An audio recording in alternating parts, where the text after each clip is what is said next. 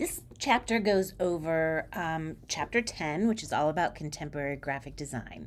It's a little bit on the long side, so bear with me, but I think you're going to find a lot of this information really interesting as it pertains to more current graphic design. Since 1990, Western designers have really been open to these postmodern styles that have been very eclectic.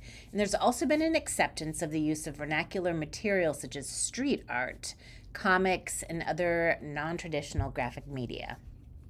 So as large corporations were developing their identities, trying to kind of transcend political and ethnic boundaries, there were a lot of efforts to create these globally effective design campaigns. And at the same time, consumers really wanted to find these crisp modern styles. They didn't want things to be cold, but instead of welcomed more human warmth, authenticity, and all that kind of stuff. And then another thing that kind of helped this was the, really quick, rapid development of technology in the field. Which brings us to grunge design. And this, when I was in college in the 90s, grunge was pretty huge. If you think of bands like Nirvana, brought about this whole grunge look. So this is a new style that emerged, and it just also shows another aspect of graphic designers really experimenting with legibility, imagery, and just trying to do things that are new and different than what was done before. So the term grunge, which is, as you probably know, associated with the music scene of Seattle during the 90s, is also a term for the overall effect of many of the designs from this era. And one of the leaders in the grunge design movement was a California-based designer named David Carson.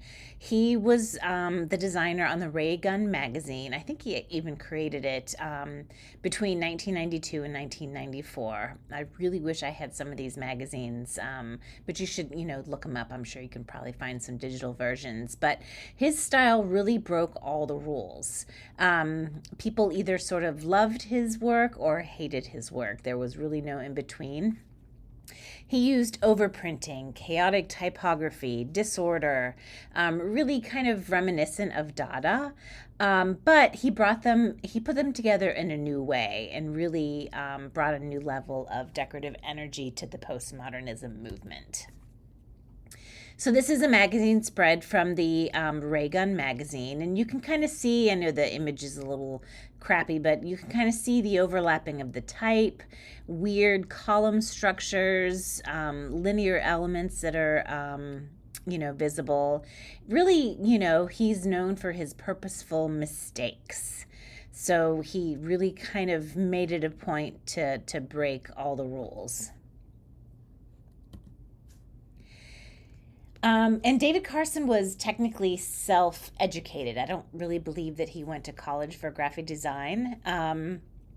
But it is noted that a lot of Cranbrook-educated designers did share a lot of the stylistic similarities, even though they came out of different environments. And Carson did highlight his lack of formal art education. Cranbrook designers, you could still kind of tell that they still had a heavily theoretical dimension to their graphic design education. So this is another ad. Nike hired David Carson to do some advertisements for them, and you can really see that he became pretty popular in the world of advertising and graphic design.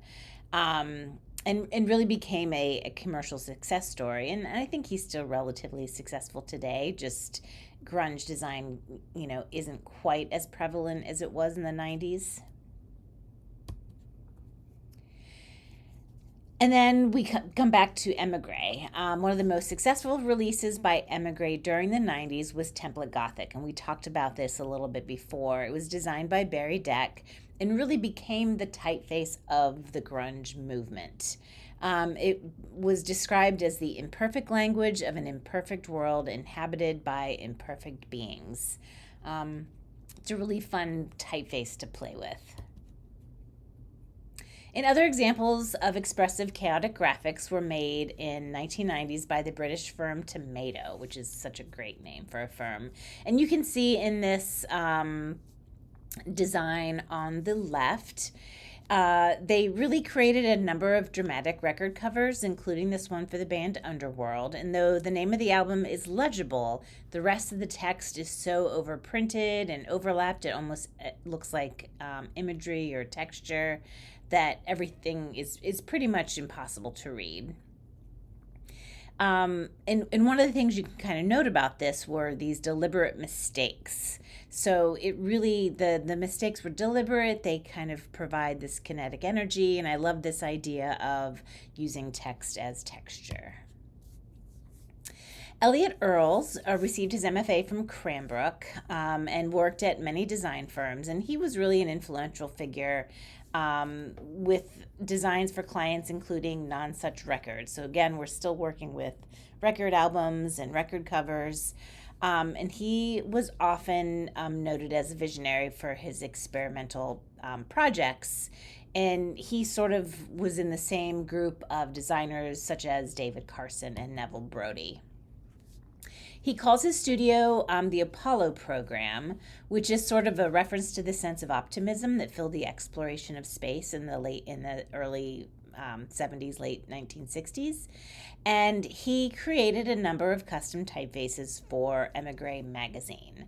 And the Emigre now has them in the Emigre collection. And this is one of his typefaces called I think it's supposed to be blue eyeshadow typeface. And you can see it's these chaotic forms, almost looks like handwriting in a way. But you can still see the logic behind them. You can still see the letter forms. And there's some characteristics, the loopiness and the curliness. But it's a really definitely more of a grunge typeface. And this is a pamphlet he created for Cranbrook. And it's so funny this example was in the book because I personally think this sort of breaks way too many rules. This weird abstract drawing, a floral drawing, but then you have this weird gradient. The text seems to be squished. The imagery even seems to be squished, but I guess because of who he was, this again kind of shows you this weird postmodernism movement where what some people might consider bad design, other people would herald as like excellent design. However, grunge designers were criticized because even though they were heavily influenced by Dada, they really didn't have any interest in being a part of social activism. So they were not political at all, unlike the Dada artists who were definitely political. And there really was a criticism of these graphic designers who did not question the corporate dominance of graphic design. So because many elements of grunge design were related to the strategies developed by the Dada, they were sort of criticized for not sharing Dada's oppositional attitude toward the mainstream. And this really came about too because corporations used this style to kind of be seen as hip and trendy. But in this new advertising swept through Europe and the United States, and companies began selling this idea of playful sensibility to the customer and sort of exploited the elements of youth culture after all these trends. They really started following the trends. Which brings us to eclecticism, historicism, and appropriation, all very, very big words. A number of artists with this variety of experimental idiosyncratic styles were able to find niches in today's design scene, and Art Chantry was one of these people. He's from Seattle, and he did a lot of work advertising for concerts and bands that were big part of the indie music scene in Seattle, and he gained a reputation for resisting the use of digital technology. He really gained his own expressive style through the use of lettering, imagery, and stuff taken from the vernacular world. He's actually considered a contrarian designer. He's sort of anti-establishment, but still working on a lot of mainstream commercial clients. So this is a poster he did called Custom Culture, and it publicized a local art exhibition that shows his blend of found photographs, sort of this idea of collage, chaotic hand lettering, and his style was often called this horror vacui effect, where every available square inch of the page is covered. And this is very reminiscent to letterpress posters from the past, where they used all different sizes and types of typefaces to really fill every inch of the poster. And this is another one that he created for Urban Outfitters. And you can see that, this is a good example of corporate advertising really wanting to go with the trends of the time. And his style was a perfect fit for advertisers who really wanted to appear hip to young customers. And, Urban Outfitters definitely fits that bill. In this ad, you can see he has got a mix of Futura, Franklin Gothic, Trade Gothic, Rockwell with the slab serifs. And it's, funny that a lot of his work was often recreations of really poor designed ads of the years past. This is a advertisement by David Goines. And he was a graphic designer based in San Francisco, and he also developed a sort of historicist style, but his style contained elements from Art Nouveau and even kind of Sackpalcat. You can see this with just like the name, the Berkeley Conference, and the image, and that is it. He borrowed artistic movements throughout history, and you can tell in this one he revives sort of the flat pattern Japanese-me that Penfield adopted, the Beggarstaff brothers, and a lot of other designers that you learned about in previous chapters. By the 1990s, the use of retro visual culture had become a staple of the graphic design profession. So this is a Rolling Stone cover designed by Fred Woodward, who was the art director at the time. And you can see that he's sort of revisiting the Pulp Fiction covers from the 1940s. I think of that Henry Ward mystery. I can't remember the exact name of it, but it's kind of very similar to that. And in this case, this shows a photograph of Gillian Anderson from the X-Files, sort of being grabbed by this hokey-looking sea monster from the Black Lagoon. And then you can see this hand-drawn lettering for Fish, for her name, Chris Carter, which, really is reminiscent of illustrations of that era. And this also sort of shows the postmodern sort of embrace of kitsch, the popular culture that was sort of awful, so bad that it was deemed as good. Stefan Sagmeister is a good example of a graphic designer who really embraced a conceptual approach to his designs, and he's another one you should definitely look up. He grew up in Austria, but moved to New York City and worked with Tibor Kalman at M & Company, and then sort of started his own firm. And he really wanted to design things that meant something, that connected to people on a human level. And he pioneered this unique stylistic device, which was like a tattooed look with typography. So this is a poster he created for Lou Reed's album, Set the Twilight Free. And you can see that similar to what was used by the makers of the psychedelic posters, he you put all the factual information in the black background, so it was easy to pick out. But then all of the lyrics to some of his songs were written over top of Lou Reed's face. And you can see how expressive his hand lettering is, but, really kind of making a powerful, emotional messaging with Lou Reed kind of staring right at you from the poster. This is one of his most famous posters. It's a poster that he created for Cranbrook Academy in the Detroit chapter of the AIGA, which is the Association for Professional Designers. And, one would think he probably, in the age of Photoshop, he probably just Photoshopped this handwriting on himself. But he actually had an intern carve the words with an X-Acto knife into his skin. And I actually saw him at a conference once, and he told this story. And he said sometimes when he gets like sunburned or sits in the sun, you can still see sort of remnants of the type. And this was, really interesting that he would do this to make a point. But again, just, that kind of humanizing design and connecting to the people. And people might think this is disturbing, love it or hate it, but it's still kind of he was really a pioneer in a way.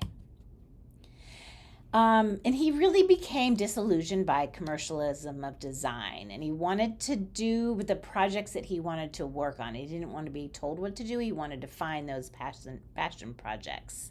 And really his philosophy was opposite to David Carson, who just really would take any job and just saw it as a commercial endeavor. So in 2001, Stefan Sagmeister published a book that gave an overview of his work to date called Sagmeister Made You Look, which both celebrates and satirizes his work, and that's definitely a book you should check out. The London-based studio Fuel, so we're back to London again, and you can see that we're kind of going back and forth from the US to Europe.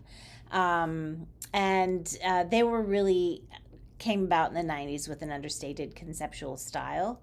And they really wanted young designers to come together into a firm and create this collaboration and this synergy of young design. And this trend really represents the diffusion of postmodern theories regarding what some consider to be an overemphasis on the individual. And they kind of were going against that in their firm. And this is one of their conceptual campaigns created for Microsoft's Xbox. And then they created a series of print images with the slogan "Play More" that appears in photographs that are created completely from outside the realm of electronic games. So you can see this idea of, the drink with the lemon and the doily, but it's so interesting that you wouldn't think of video games when you saw this advertisement. But there's still this weird sense of chaos. You don't really know what you're looking at in this photograph. And it's just interesting. You can see this glass perched on a boring looking table in a modest room that really contrasts sharply with the excitement normally used to market video games. And while strong conceptual themes are often exhibited, some graphic designers practiced a more subtle, understated design. And one of these firms is Experimental Jet Set. I mentioned them before when we started talking about Helvetica, but they are based in Amsterdam, and they were 3 people that went to school together at the Gerrit Rietveld Academy.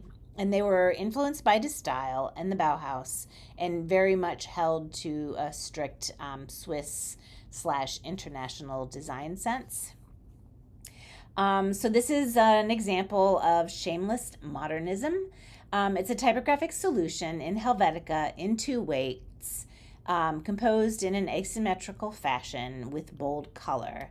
And if you watch the Helvetica movie, they're featured in that, and they only use Helvetica bold in many of their designs. And really, it's sort of they're representing visual problem solving in the model of the international style. Which is quite lovely. And they really embraced functionalist typography, where they sort of subvert modernism even as they recognize the beauty of modernism. So it's, sort of a weird conundrum that they often deal with. And then during the past decade, the time between when a new design style appears in art schools, or if it appears in printed material or on the web, there's such a small timeline between when you see it and then when it becomes kind of obsolete. And a fine example of this is the work of the in-house design department of the MTV networks. If you might not remember this, but I did. MTV came about in 1981, and really their simple concept was just, let's play music videos on television. So this is their original logo, created by Frank Olinsky of Manhattan Design, and it really became a huge part of their identity. Um, you know, they use cell animation to have the logo shift from its original form to any manner of person, monster, place, or thing. I posted a video on Blackboard so you can kind of see some of these different ways they animated the logo. But unfortunately, by the 90s, MTV kind of turned away from videos, and I think they were really one of the first ones to feature reality television, and they all of a sudden have all these games. And so it kind of, took only about 10 years before they weren't really doing what they initially sought out to do. So this is on Blackboard. It won't work on this presentation, but definitely check them out on Blackboard. And then all of a sudden, then they came out with MTV2. So this was relaunched the channel in 2004 with a series of teaser ads featuring a two-headed dog. The MTV2 campaign and logo were designed to make a blunt statement with this junkyard dog, and they were trying to appeal to young men who were the target audience of the channel. Chip Kidd is another designer that's pretty famous in this postmodern era.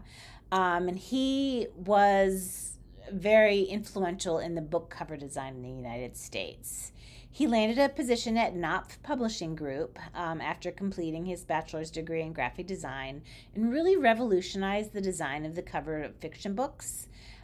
He gave photography a more prominent role, really had a sophisticated eye in integrating type and photo, and he's designed over 1,000 book covers during the last decade and a half. I'm going to also post this on Blackboard, but I think if I open this link, I don't think this is going to work. So let's get back to I will post this link on Blackboard as well because it's really, his work is just beautiful. So definitely check it out. Oops. And I think, where are we now? Okay, here we are. So Chip Kidd's other professional persona is as the editor of graphic novels for Knopf's Pantheon division. Again, he was very much into comic books. He had a childhood love of Batman, which really drove his work in this area. He also did a book about Superman and really has overseen the production of a lot of comic anthologies. This is his cover for a book called Pastoralia by George Saunders. And it's a collection of short stories, and you can kind of see his comic book aesthetic. He used you can see the halftone, like crappy printing, and really, in his typical postmodern fashion, he has this rectangular geometric scheme that really has this elegant use of rules, sort of harkening back to the international style. So this again shows how postmodernism, all of these different designers in this period are grabbing from all the different sort of movements and creating their own original works from those movements. And then this brings us to graffiti, which is another example of a popular anti-authoritarian culture that's widely embraced in the 90s, 60s, 70s, or 70s, 80s, and 90s, and still embraced today. But the modern era of graffiti began in 1970 in New York City when aerosol spray paint cans were combined with a growing hip-hop culture.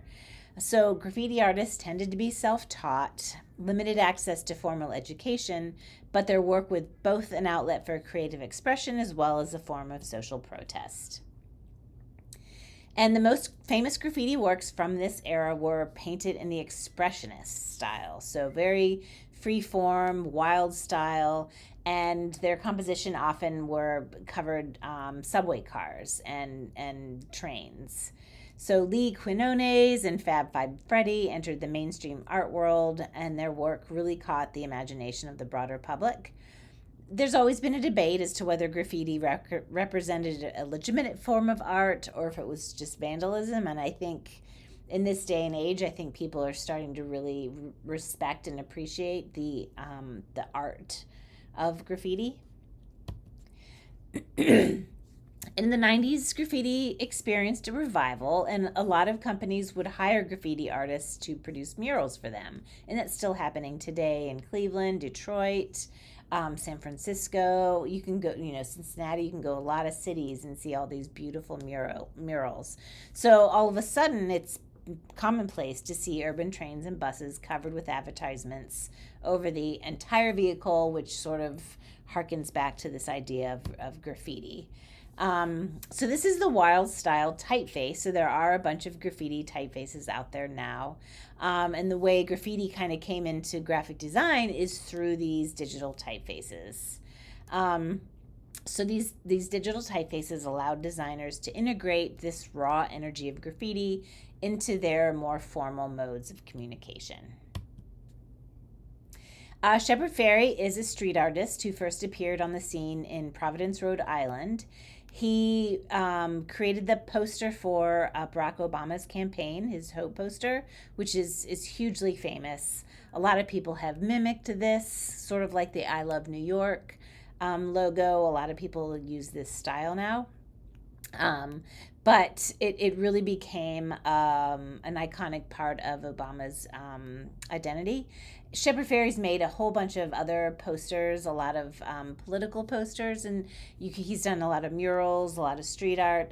If you are in Youngstown, the Butler Art Museum right now, and I know right now I'm saying like this summer, we're right in July of 2025. I've totally dated this lecture, which is fine, but you can find, there's a Warhol museum that has a lot of Shepard Fairey's exhibits, but if you can, definitely check out any museum that has some of his work into it.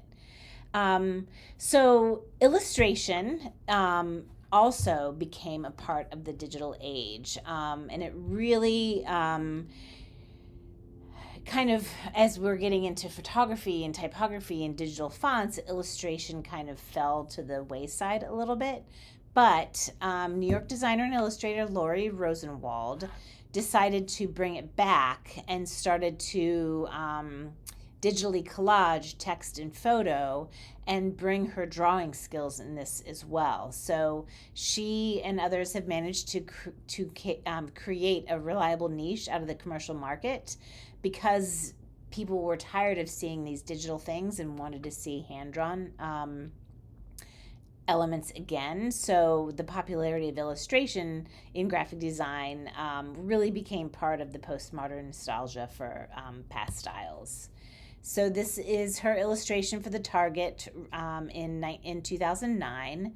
And it's a huge, you can see just the size of the bus here. So it's a huge Times Square billboard in which you can start seeing illustration again. So quirky drawings, graffiti-like lettering that came together into a really beautiful collage, which also brought about the Design It Yourself movement, or the DIY movement. So this was something that happened in the 21st century and really was to go against the computerized, highly digital thing. So the idea is, DIY really was part of society for centuries, but because of the expansion of the internet and the availability of desktop computers, this really helped increase the amount of time and energy that the average person was able to devote to DIY projects. In 2006, graphic designer Ellen Lupton created a book called DIY, Design It Yourself. And her projects represented an attempt to resist the corporate culture saturating the Western world and bringing back personal expression. So some of the most inventive DIY graphics had evolved from the music industry, as a generation of young people really wanted to participate in this golden age of the music poster. So the DIY helped to spread design awareness outside of major urban centers and often produced the most visible images really in small towns and on university campuses. So this is an example found in the posters made by Leah Bell, which really, a lot of her posters catered to the indie music scene. A lot of screen printed posters came out of the indie music scene. So she did not use digital technology, but combined her interest in drawing, photography, and screen printing to create a series of stunning works. So this poster really exemplifies her style in its flat, textured planes of color and square, quirky drawing style. And you can see here too in the in her hand-drawn text. One thing I wanted to note is that the DIY movement, which may seem completely beholden to digital technology, really provided a refuge of sorts for the art of illustration, which became excluded from the professional design world. So this DIY movement really helped to bring that back. So digital as well as transportation technology created a situation where the world is sort of interconnected across national and ethnic lines in a way that it never was before. So the question remains, has there truly been a globalization of graphic design, or has there been mainly like a westernization of the field whereby American and European practices have become the global standard? We often talk about we talked about Europe a lot at the beginning of this textbook in the early Art Nouveau times and even the Basel and the Bauhaus. But then as those designers emigrated and came to America, we kind of crossed upon that. But this is a really good question. And it has been argued that the adoption of elements from Western culture is not really representative of globalism. It's just this trend where Western artists have adopted fashionable, exotic-looking foreign styles. So when 19th century designers in Europe made consistent use of Japanese woodblock prints, no one really spoke of this as representing the globalization of design.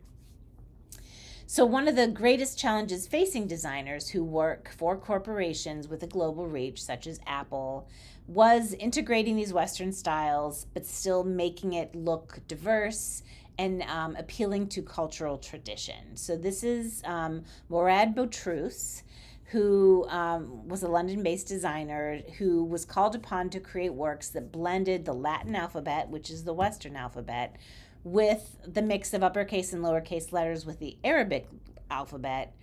And the differences between the two is the Western alphabet, the Latin alphabet, reads left to right. The Arabic alphabet reads right to left. So in this case, the designer smoothly integrated the Apple computer logo up here, as well as the symmetry and horizontal rules typical of the international style with the curvilinear forms of the areas of Arabic text. So it was really able to integrate nicely.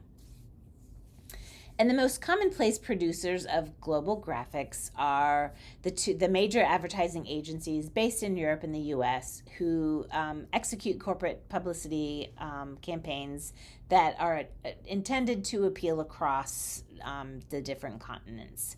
So Wieden & Kennedy is a famous one, which is based in Portland, but they also have offices in New York, London, Tokyo, and Shanghai. And one of their major clients is Nike, who hired them to create marketing strategies with a global reach. So they did this Chamber of Fear campaign, which was built around the young American basketball player LeBron James. And you can see here, the campaign was centered around television commercials, which are complemented by a selection of additional media, included billboards, posters, a website. And you can see here in the different parts of the image seem to be awkwardly pasted together.